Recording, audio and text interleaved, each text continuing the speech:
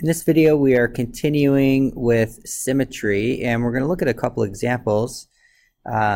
So as always, if you have questions, make sure you pause the video and get those questions asked if you happen to be in class, or make sure you write them down so you can get them answered later. So I'll go through a couple of these, and then I want you to go back and finish the rest. So for example 1 here, it says, in the picture below, determine how many lines of symmetry and degrees of rotational symmetry exist. So I always like to draw in my lines of symmetry here, and that's something that I'm going to require you to do on a quiz or a test as well, so you should get used to it. And then again, we'll make those dotted or dashed so we know that they're not part of the original picture. So for lines of symmetry, we want to look for lines that would divide the picture in symmetric halves. So right away I can see one that goes down the middle here. So that would be one. So my left and right halves will be the same. And I could also do one horizontally, and then my top and my bottom.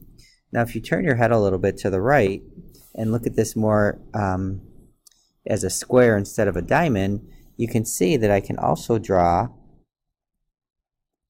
a line of symmetry right there. So now again, this part over on the left side of my dashed line and on the right side would be exactly the same.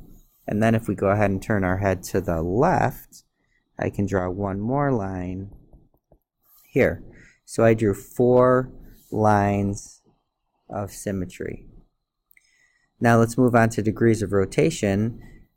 I like to mark a point like I did in the last video. So let's mark this point, and we're going to rotate about the center here.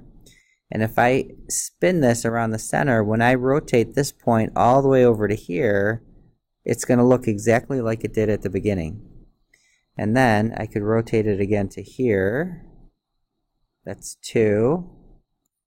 And again to here is 3. And again to here would be 4. So each one of these rotations would be 360 degrees divided by 4, which would be 90 degrees of rotational symmetry. So rotating from here to here would be 90 degrees, here to here would be 90 degrees, and so on. All right, so let's move on to this problem here. All right, and let's look for our lines of symmetry. So I'm going to start by drawing a line right down here, and let's double check that the left and right side are mirror images. So they are. So that would be 1. And then I could also do a line here. That would be 2. And then 3 over here. And 4 over here. And 5. Notice I'm going all the way through to the other side of the figure so that I don't count lines more than once. And then 6, 7, and 8. So any of these lines of symmetry that I drew, the left and the right halves or the top and the bottom parts would look exactly the same. Now, there's going to be a bunch more as well, because I could draw a line of symmetry that goes right in between those two, and then the left and the right would be the same. And as it turns out, you could go ahead and draw all those in and count them, but there's going to also be 8 more lines of symmetry. So we have 8 lines of symmetry that are on the lines of the figure, and 8 more lines of symmetry that would be in between the lines, which would divide it into equal halves, for a total of 16 lines of symmetry. All right, so let's take a look at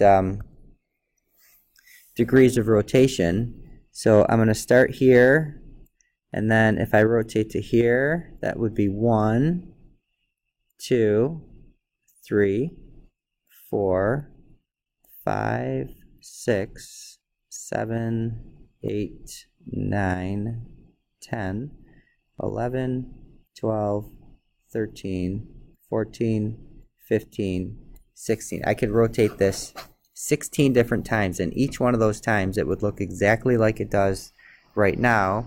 So the degrees of rotation would be 360 divided by 16, which turns out to be 22.5 degrees. Alright, so I'm going to end the video there, but what I want you to do is go ahead and finish the rest of these examples, and if you want to check as you go along, feel free to check, and always make sure you get your questions answered, and we'll see you in the next video.